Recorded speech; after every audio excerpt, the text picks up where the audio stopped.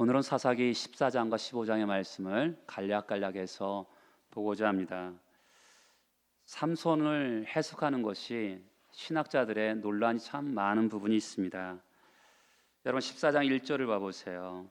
블레셋 사람들의 딸들 중에 한 여자를 보고 15장 1절을 보세요. 블레셋 아내가 등장합니다. 16장 1절을 보세요. 한 기생을 보고 16장 4절에 보면 들릴라라는 이름을 사랑합니다. 그러니까 삼손이 등장하는 각 장마다 시작을 여자로 시작합니다. 그것도 이방 여자로 시작하는 것이 특징입니다.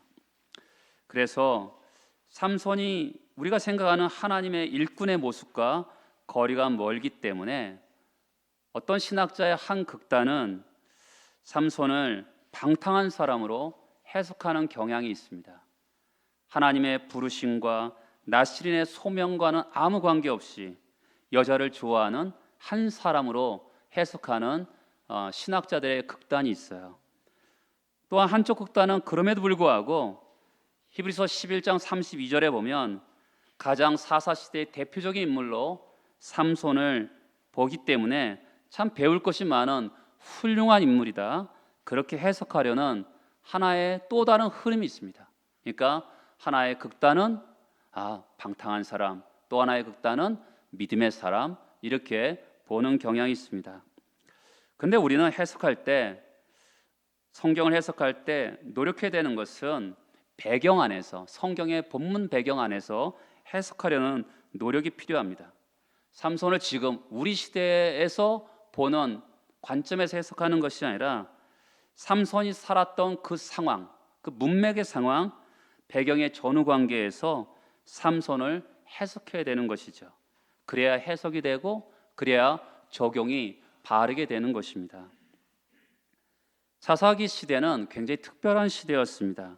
그런데 또한 삼손은 그 당시 사사 시대랑 다른 또 독특한 점이 있습니다. 그것이 무엇일까요?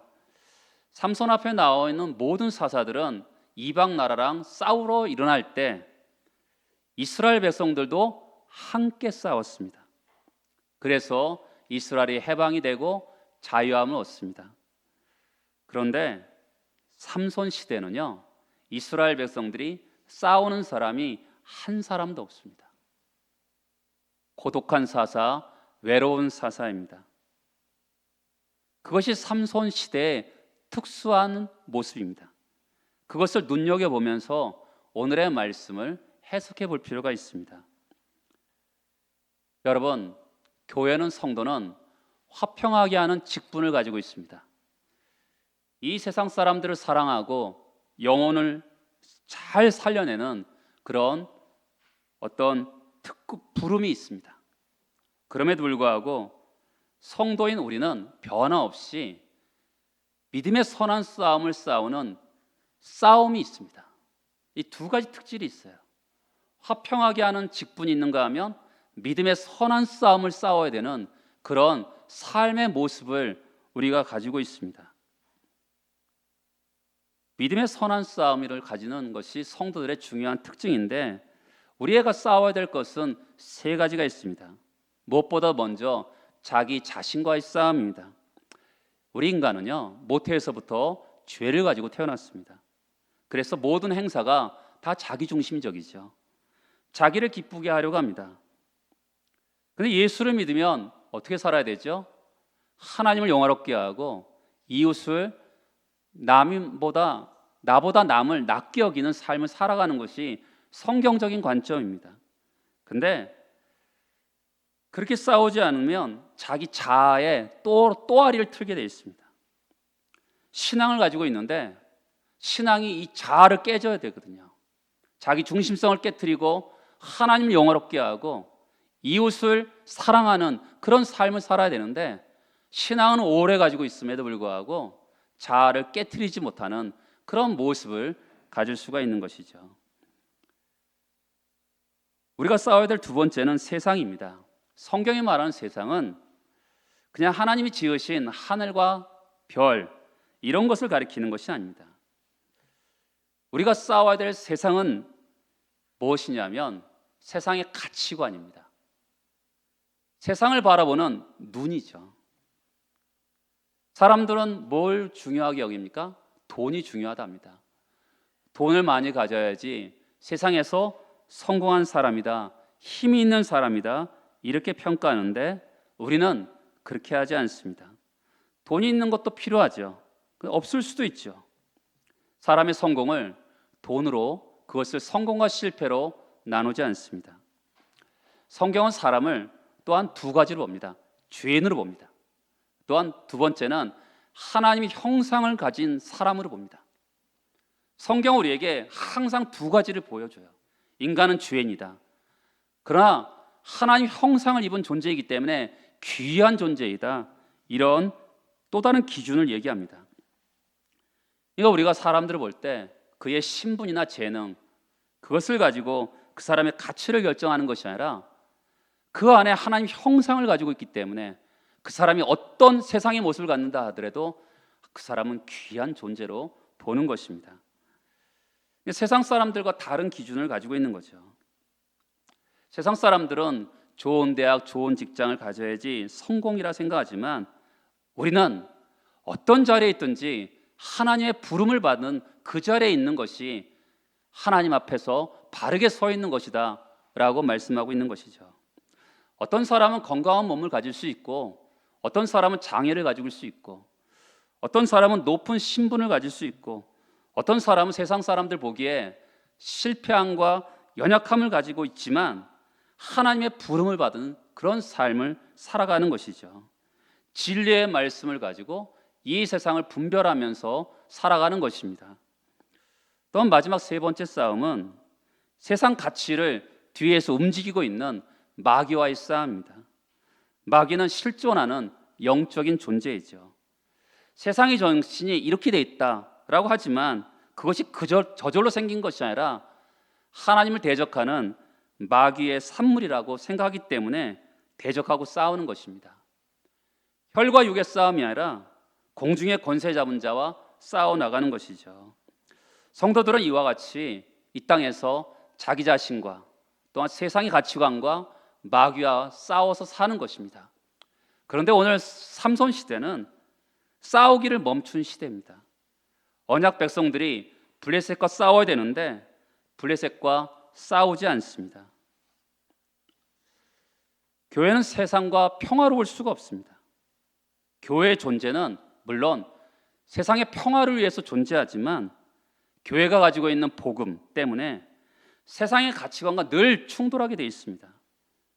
그런데 교회가 세상과 화평하기로 한다면 어떻게 될까요? 타락하는 것입니다. 교회는 세상의 가치관과 따르지 않고 전투하며 사는 것입니다. 기드온이라는 사사가 일어날 때 300명의 용사가 일어났습니다. 그런데 삼손 시대는요, 처음부터 끝까지 혼자입니다. 삼손은 정말 홀로 싸웠어요. 고독한 사사, 외로운 사사였습니다. 그런 관점에서 삼손을 해석해야 돼요.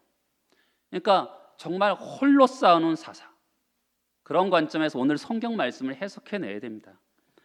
그러니까 너무 지나치게 윤리적인 해석이나 너무나 지나치게 삼손을 옹호하는 쪽으로 해석하는 것은 위험한 거죠. 싸워야 되는데 싸우지 않는 이스라엘 백성들 가운데 속에서 홀로 싸우는 삼손의 인생을 다뤄내야지만이 오늘 말씀을 바르게 해석할 수 있게 되는 것입니다. 14장을 열리면 어떻게 됩니까? 첫 번째 모습이 뭐냐면 블레셋 여인을 좋아해서 블레셋 여인과 결혼하고 싶어하는 삼손의 모습을 보게 됩니다. 근데 13장 우리 지난번에 봤죠? 25절에 보면 여호와의 영이 그에게 임합니다. 여러분 보통 앞에 있는 사사들은 여호와의 영이 임하면 군대를 일으켜서 상대방과 싸웁니다.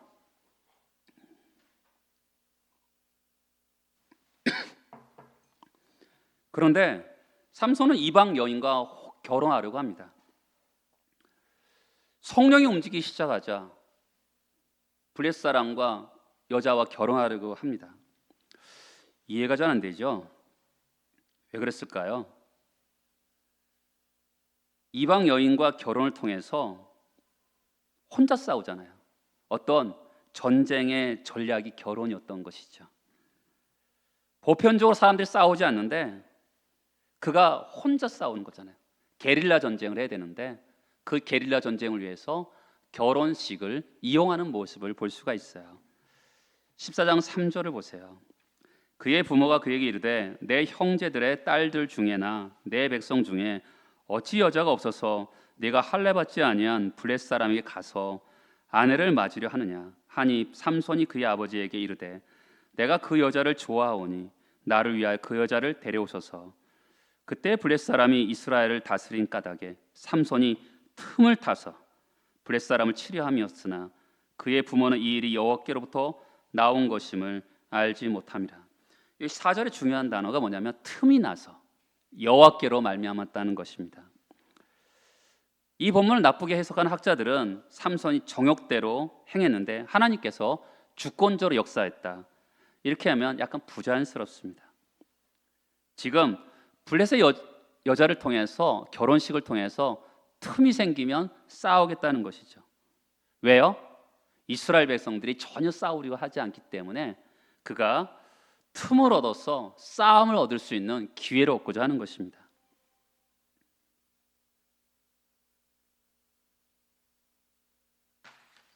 이것이 삼손의 엉뚱한 짓 같은데 성경의 해석이에요. 하나님께로 나온 것이다. 해석하는 것이죠. 그가 할 수 있는 일은 홀로 전쟁하는 것인데 게릴라 전쟁은 이것밖에 없었다고 생각합니다. 위장 결혼 작전이었던 것이죠. 그렇게 여자와 결혼하기 위해서 딥낫 땅으로 5절에 내려갑니다. 내려가다가 젊은 사자를 봅니다. 왜 내려가냐면 또 부모랑 함께 내려가는데 그 당시는 결혼하고자 하는 그 여자의 어머니의 아버지에게 딸의 지참금을 줘야지 결혼할 수 있기 때문에 부모랑 같이 내려가는 겁니다. 내려가다가 젊은 사자를 만납니다. 그러니까 6절에 보면 여호와 영이 삼손에게 강하게 임하여서 염소 새끼처럼 찢어지는 것을 보게 됩니다. 어렸을 때 이 삼손의 이야기를 읽으면 제가 어렸을 때 본 그 테레비 드라마랑 너무 비슷해요. 600만 불의 사나이, 그렇죠? 뭐 이렇게 태권브이, 뭐라 그럴까요? 또 슈퍼맨, 그런 두 얼굴의 사나이처럼 그런 이야기를 보는 것 같아서 삼손 이야기를 읽으면 굉장히 흥미진진했습니다.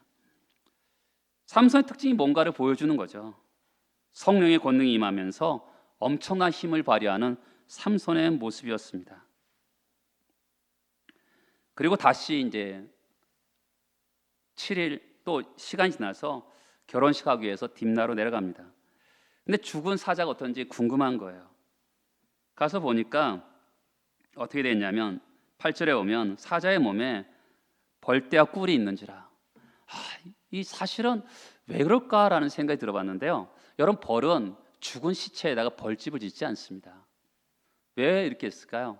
아마도 이제 사막 지역이니까 죽은 다음에 시체가 바짝 마르면 어떻게 될까요? 돌처럼 되지 않았을까요? 그래서 거기다가 아마도 이제 벌이 등장하고 꿀이 등장할 것이다, 이렇게 추측해 볼 수 있습니다.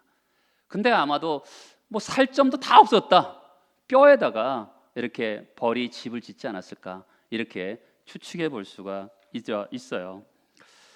7일 동안 이제 결혼식을 하는데 신랑의 들러리가 블레 사람 30명이었습니다. 그들에게 수수께끼를 냅니다. 14절에 보면 먹는 자에게서 먹는 것이 나오고 강한 자에게서 단 것이 나왔느니라. 이게 뭐지? 이런 생각이 들잖아요. 수수께끼는 그렇잖아요. 이게 뭡니까라고 해야 되는데 서술문으로 되어 있어요. 그렇죠? 그리고 자기가 경험한 거예요. 누가 알겠습니까? 아무도 모르는 거죠. 근데 이것에 대해서 삼손이 내기를 겁니다. 12절에서 보면 베어 30벌, 겉옷 30벌을 이렇게 내기를 걸어요. 아마도 이제 베옷은 지금의 시대로 말하면 지금 제가 양복을 입고 있잖아요. 양복을 얘기할 수 있는 것 같고요. 겉옷은 양복 위에 입는 외투를 볼 수 있습니다. 이게 비싼 거죠. 굉장히 비싼 것을 내기로 걸은 것입니다. 왜 이런 내기를 했을까요? 아까 그랬잖아요. 다른 사람들이 아무도 싸우지 않아요. 홀로 싸워야 되는데 아마도 사람들이 절대로 수수께끼를 맞출 수 없는 걸 냈잖아요. 그러니까 시비를 걸 거 아니겠습니까? 시비를 걸다가 기분 나빠서 덤벼들면 삼손 입장에 정당방위로 그들을 치면 되는 거 아니겠습니까? 그런 결혼 전략을 가지고 나아가는 것을 보게 돼요. 그런데 어떻게 됐어요? 그런데 그들이 불에서 30명 남자들이 그 여자를 아내 된 여자를 굉장히 들들 볶습니다. 너와 너 집을 불태워 버리겠다. 그랬더니 7일 동안 울어요. 여러분 남자는요 여자가 울면 끝납니다. 어떻게 할 수가 없어요. 그러니까 블레셋이 삼손을 넘어지게 하기 위해서 가까운 사람을 이용하는 것을 보죠. 우리 보통 삼손은 이렇게 가까운 아내를 이렇게 이용할 거를 생각 못한 거죠. 종종 우리가 인생을 살다 보면 정말 마귀가 가까운 사람을 격동질해서 우리를 공격하는 것이 있어요. 정말 믿었던 사람인데 어느 갑자기 이상하게 돼서 공격하는 것이 이해가 될 때가 있습니다. 이와 같은 거죠. 브레사임도 어떻게 합니까? 18절에 오면 꿀보다 달겠으며 무엇이 사자보다 강하겠느냐 이렇게 말하니까 19절에 보면 여호와 영이 삼손에 갑자기 임하심에 삼손이 아스글론에 내려가서 그곳 사람 30명을 쳐 죽이고 노략하여 수수께끼를 푼 자들에게 옷을 주고 심히 노하여 그의 아버지 집으로 올라갑니다. 여러분 도저히 풀 수가 없을 텐데 아내를 협박해 푼 거예요. 아스글론이 어디입니까? 블레셋 땅이에요. 블레셋 사람들을 쳐 죽이고 옷을 주고 화나면서 자기 집으로 돌아갑니다. 여러분 이런 것을 해석할 때 윤리적으로 해석하면 안 돼요. 삼손이 화가 나서 죄도 없는 아스글론을 쳐 죽였다 이렇게 해석하면 본문이 해석이 되지 않는 거예요. 아스글론이 어떤 사람들입니까? 블레셋 사람들이에요. 영적으로 싸워야 될 대상이거든요. 틈을 얻기 위해서 결혼식을 했잖아요. 틈이 생겼어요. 그렇죠? 자기 아내를 격동해서 그 수수께끼를 풀었어요. 그 틈을 비집고 30명을 쳐 죽이고 드디어 블레셋과의 처음 싸움이 일어나는 거예요. 그렇죠? 아까 틈이 생겨서 한다 그랬잖아요. 첫 번째 싸움이 그로 인해서 아스글론의 30명을 쳐 죽이고 옷을 빼앗는 작전이 성공적으로 이루어집니다. 그 다음에 14장 20절에 보면 삼손의 아내는 삼손의 친구였던 그의 친구에게 준바되었더라. 15장 1절에 보면 얼마 후 밀 거둘 때 삼손이 염소 새끼를 가지고 그의 아내에게 찾아가서 이르되 내가 방에 들어가 내 아내를 보고자 하노라 하니 장이 들어오지 못하게 하고. 얼마의 시간이 지났는데 염소 새끼 하나를 가지고 내려갑니다. 아내에게 화난 것이 미안하고 위로하는 뜻으로 사과하는 뜻으로 염소 새끼 하나를 들고 가요. 요즘으로 말하면 현찰을 돈을 들고 간 거죠. 어떤 부부가 싸우고 나면 남편이 아내에게 돈을 주는 부부가 있다는 얘기를 들어본 적이 있습니다. 굉장히 물질적이고 유치해 보이죠. 그런 얘기 들으면 뭐 그런 사람이 다 있나라고 생각했는데 요즘에 생각해보면 참 지혜롭다 이런 생각이 들어요. 왜냐하면 남자는 사실 미안하다는 소리를 잘 못하거든요. 그렇게 해서 돈을 주면서 듬뿍 주면서 미안하다는 표를 하는데 그게 뭐 물질적이라고 할 수 있겠어요. 위로가 되기 위해서 염소 새끼를 가지고 갔는데 아내가 다른 남자의 부인이 된 거예요. 그러니까 장인어른이 아내의 여동생이 더 이쁘니까 아내에게 장가가라 이렇게 얘기하는 거죠. 틈이 생긴 거죠. 두 번째 싸움입니다. 그래서 블레셋 장인의 실수가 틈이 생겨서 이 삼손은 또 블레셋을 강타합니다. 그것이 15장의 내용이에요. 15장 3절에 보면 삼손이 그들에게 이르되 이번은 아주 액센트가 들어가는 거죠. 지난번에는 어떻든 실패했지만 이번에는 하나님이 기회를 주시구나 쾌재를 부르고 있는 겁니다. 그러면서 4절과 5절에 보면 여우 300마리를 붙들어서 꼬리에 꼬리를 붙들어서 이렇게 불을 붙여서 이렇게 밀밭과 포도원과 감나무를 태우는 이야기가 나옵니다. 여러분 이런 이야기를 들으면 항상 그런가 보다라기보다 의문이 생기지 않습니까? 어떻게 여우를 잡았을까? 저만 그렇습니까? 하여간 어떻든 여우를 300마리 어떻게 잡았을까? 이런 생각이 들어요. 그런데 제 나름대로 해석입니다. 4절과 5절을 보세요. 잘 보면 가서 붙들어서 메고 가지고 달고 불을 붙이고 몰아들여서 이렇게 동사가 나와요. 동사. 4절과 5절에 동사가 계속 나오는 거예요. 삼손이 쉬웠구나. 이렇게 행하는 것이 너무 쉽게 되는 것을 보게 되죠. 우리는 어떻게 되죠? 우리로 표현하면 형용사로 너무 힘들어서 이렇게 될 텐데 동사로 되잖아요. 이게 쉽게 되는 것을 볼 수가 있는 거죠. 그래서 어떻게 합니까? 1년 양식을 다 태워버려요. 블레셋의 중요한 농작물이거든요. 밀밭과 그렇죠? 1절에 15장 1절에 오면 밀을 거둘 때잖아요. 그리고 이미 곡식 단도 있고 아직 배지 않은 곡식도 있고 포도원과 감람나무를 다 불태워 버립니다. 여러분 이스라엘 역사에 블레셋을 쳐부신 부대는 사람이 아니고 여우 특공대였습니다. 하나님이 애굽을 공격하실 때도요 정규 군대를 사용하지 않으시고 개구리나 파리나 이 미물들을 통해서 바로의 교만한 콧대를 꺾어버리시죠. 그런 거 보면 하나님께서는 일을 하실 때 많은 사람이 필요한 것도 아니고 많이 돈이 있어야 되는 것도 아니라는 생각이 들어요. 삼손이 지혜를 발휘한 거잖아요. 왜 여우를 사용했을까?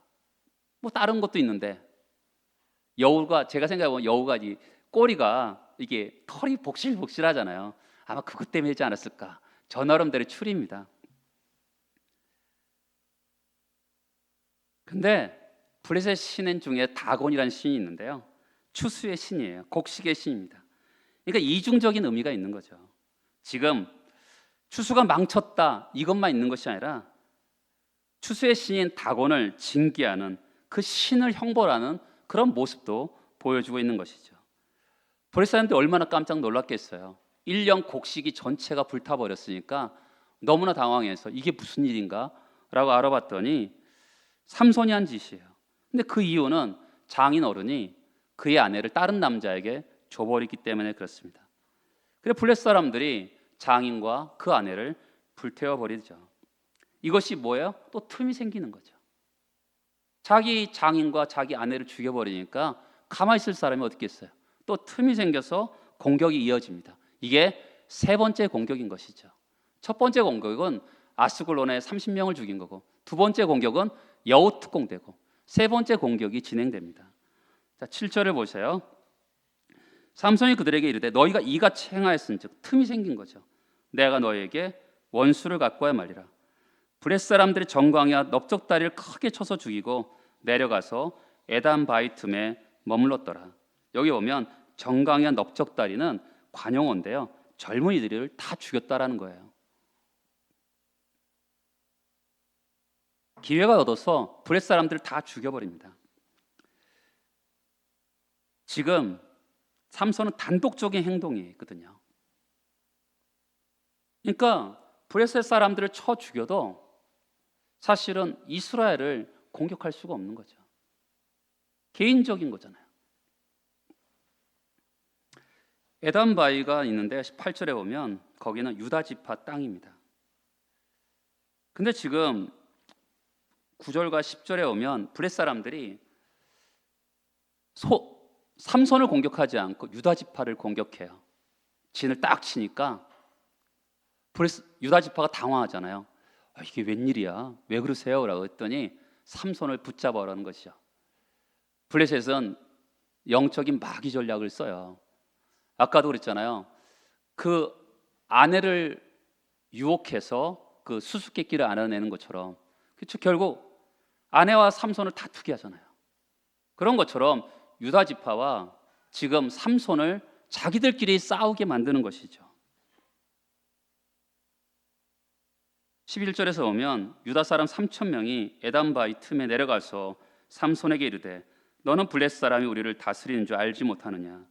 네가 어찌하여 우리가 이같이 행하였느냐 하니 삼손이 그들 중에 이르되 그들이 내가 행한 대로 나도 그들에게 행하였노라 하니. 유다 사람이 삼손을 잡을 몇 명 오냐면 3천 명이 왔어요. 삼손은 지금 아무 무기도 없습니다. 그런데 아무 무기도 없는 삼손을 3천 명이 붙잡아 온 것이 이스라엘의 현재의 모습이에요.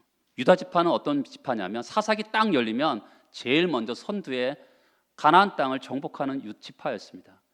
그리고 어디를 제일 먼저 정복했냐면 블레셋 땅을 제일 먼저 정복했어요. 그런데 그 유다 지파가 지금 블레셋에게 정복당하면서 3천 명을 끌고 와서 자기들의 평화를 깨는, 그렇죠? 아까 그랬잖아요. 우리는 평화를 지키면서도 싸워야 되는 거거든요. 근데 평화만을 지키기 위해서 싸우지 않는 그런 모습을 보여주고 있는 거죠. 블레셋 사람들이 몇 명 있는지는 알 수 없는데 3천 명이면 싸울 만하지 않을까요? 그렇죠? 지금 300명으로 13만 5천 명도 이겼잖아요. 미디안 군대를. 3천 명이면 얼마든지 싸울 만한데 싸우지 않고 되려 싸우고 있는 삼손을 붙잡으러 오고 있는 것이 이스라엘의 영적인 현주소를 보여주고 있어요. 싸워야 될 대상이 누구예요? 삼손입니까? 블레셋입니까? 블레셋이죠. 그런데 블레셋과 싸우지 않고 누구와 싸우냐면 삼손을 싸워요. 삼손을 귀찮게 여기면서 자기들의 평화를 깬다고 생각하면서 삼손을 블레셋에게 넘겨주고 있습니다. 어처구니 없죠. 여러분, 믿음의 사람들이 싸우지 않을 때 이와 같이 추한 모습을 보여주게 되는 거예요. 아까도 말씀드렸듯이 300명을 가지고 13만 5천 명을 이겼잖아요. 하나님이 영이 함께 하니까 300명을 가지고 13만 5천 명을 이기는데 문제가 없었거든요. 그런데 도대체 블레셋 군대가 얼마나 있었는지 알 수 없지만 3천 명이 끌어모아 가지고 블레셋하고 싸울 생각은 안 하고 정말 제일 만만한 삼손을 붙잡아서 블레셋에게 넘깁니다. 13절에 보면 유다 지파가 세 줄로, 한 줄도 아니고 세 줄이고요. 그 다음에 한 개도 아니고 두 개로 묶어 블레셋 넘깁니다. 하나님의 백성들이 이렇게 타락할 수가 있는 거죠. 싸워야 될 세상을 싸우지 않으면 이렇게 타락할 수가 있는 거예요. 싸우지 않고, 자기는 싸우지 않고 대려 싸우고 있는 삼손을 귀찮게 여기면서 블레셋에 넘깁니다. 자기들의 평화를 깨고 있다고 생각하는 거죠. 사탄은 이와 같이 가까운 사람들끼리 서로 배신하게 만드는 것 같아요. 그렇죠? 지금 자기 아내랑 삼손이 서로 다툴 수밖에 없고 유다 지파와 삼손이 서로 다툴 수밖에 없는 그런 상황을 만드는 거죠. 가정에서 부부들이 부부싸움을 심하게 하든지 교회에서도 시험이 들어서 서로 죽이도록 서로 싸우는 그런 모습은 마귀의 뜻이 이루어지는 거죠. 원수가 누구인지 모르는 겁니다. 누구와 싸워야 될지 모르고 자기들끼리 싸우는 거죠. 제대로 싸우고 있는 삼손을 넘겨주는 겁니다. 자기는 나가서 싸울 생각을 전혀 하지 않고 평화만을 유지하는 거죠. 그리고 누군가가 싸워주기를 원하는 것입니다. 여러분, 아까 말씀드렸죠. 우리는 자기와의 싸워야 되고요. 또한 세상의 가치관과 싸워야 되고 마귀와 싸워야 돼요.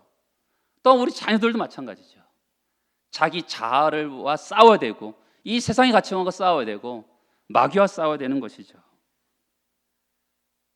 우리가 정말 믿음의 싸움을 계속 해야 되는 거거든요.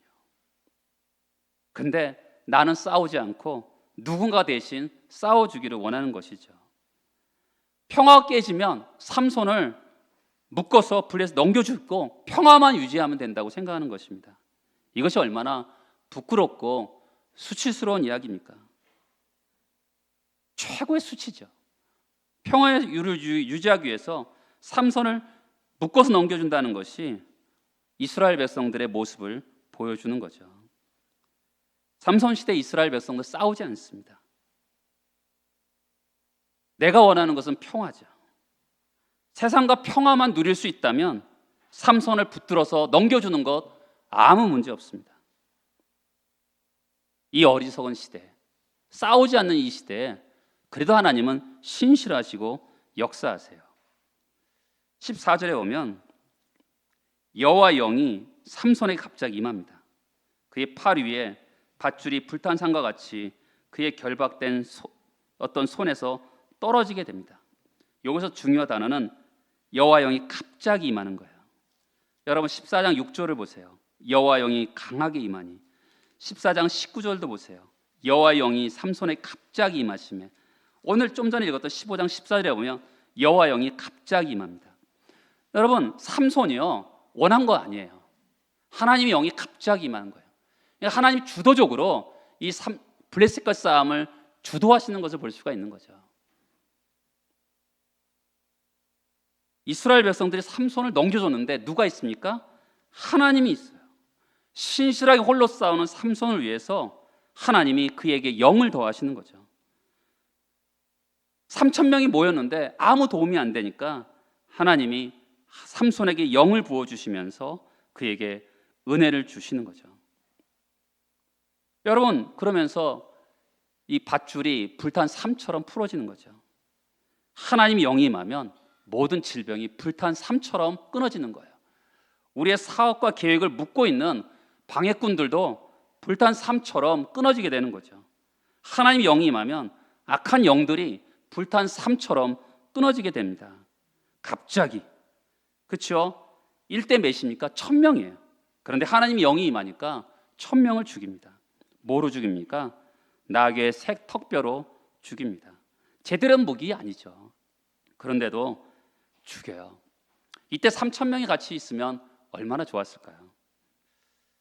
여러분 어쨌거나 3,000명이라는 그림은 전혀 나오지 않습니다. 다음 주에 우리는 삼손의 몰락을 16장에서 봅니다. 한번 질문해 봐요. 15장에서 삼손과 더불어 유다 지파가 같이 싸워졌다면 16장에서 삼손이 몰락했을까? 저는 절대로 몰락하지 않았을 거라고 생각합니다. 외로운 삼손, 고독한 삼손, 누구도 싸우지 않는데 혼자 싸우니까 결국 16장에서 처참하게 넘어집니다. 아무도 삼손과 싸워주지 않습니다. 나귀의 새 턱뼈를 가지고 1,000명이나 죽였으니까 아무리 성령이 역사해도 사람의 힘에는 한계가 있는 거죠. 18절에 보면 삼손이 심히 목이 말라 여호와께 부르짖어 이르되 주께서 종의 손을 통하여 이 큰 구원을 베푸셨사오나 내가 이제 목말라 죽어 할례 받지 못한 자들의 손에 떨어지게 되었나이다. 삼손의 위기가 닥친 거예요. 그런데 이때 하나님께 부르짖습니다. 여러분 놀라운 것은 이 턱뼈의 무덤, 그 승리의 장소가 또 기진맥진해서 잘못한 위험한 상황에 처한 거예요. 그러니까 하나님의 역사는 그 성령이 임하면서 놀라운 승리가 있지만 또한 거기서 똑같은 장소에서 어려움이 발생합니다. 근데 거기서 부르짖으니까 어떻게 되죠? 하나님께 은혜의 샘이 터지면서 다시 그 기력을 회복하는 것을 볼 수가 있어요. 사랑하는 여러분, 사사기를 보나 믿음의 사람들의 이야기를 보나 불가능한 싸움을 하나님을 믿음으로 나가서 이겼어요. 손에 무기 하나 없는데 손에 나귀 턱뼈 하나 가지고 1,000명을 죽여서 싸워서 승리합니다. 근데 기진맥진해서 죽게 생겼는데 여호와 하나님 불렀더니 부르짖는 샘이 터지면서 다시 살아나서 믿음의 선한 싸움을 싸우는 것이 삼손의 이야기입니다. 우리도 마찬가지죠. 여호와 영이 임해서 내가 싸울 수 없는 싸움을 여호와께서 함께 하셔서 싸워 이기고 기진맥진해서 지쳐있는데 그때 유다 지파를 보면서 욕할 수도 있지 않을까? 싸워주지 않는 사람들 보면서. 근데 그렇게 하지 않고 하나님께 부르짖었더니 하나님께서 소생시켜서 믿음의 싸움을 하는 거죠. 여러분 이것이 우리의 간증이 돼야 되죠. 여호와 영이 임해서 싸웠더니 승리하고 지쳐 나가 떨어질 뻔했는데 하나님께서 또한 거기에 은혜의 샘이 터져서 다시 기력을 회복하고 또 믿음의 싸움을 하게 하는 그런 것이 우리의 간증이 돼야 되는 거죠. 성경에 나오는 사사 삼손만의 이야기가 아니라 우리의 오늘의 이야기가 되어야 되는 것이죠. 여러분 끝없이 우리는 믿음의 선한 싸움을 다짐하며 가야 됩니다. 우리 교회가요, 하나님 마음을 시원하게 하는 믿음의 선한 싸움을 하는 사람들이 점점 등장해야 되는 거죠. 그러다가 지쳐서 쓰러질 때 은혜의 샘이 터지면서 또 다시 또 싸워나가는 그런 모습을 우리가 가져야 되는 것이죠. 저는 소원이 있어요. 우리 교회가 하나님의 영이 임하면서 열방과 민족을 섬기는 은혜의 통로. 그렇잖아요. 하나님 영이라는 게 하나님께 붙들려 있는 인생이잖아요. 하나님께 붙들려 있는 인생은 그 조그만 한 사람으로 1000명을 죽이는 놀라운 일을 하잖아요. 우리 교회 얼마나 조그맣습니까?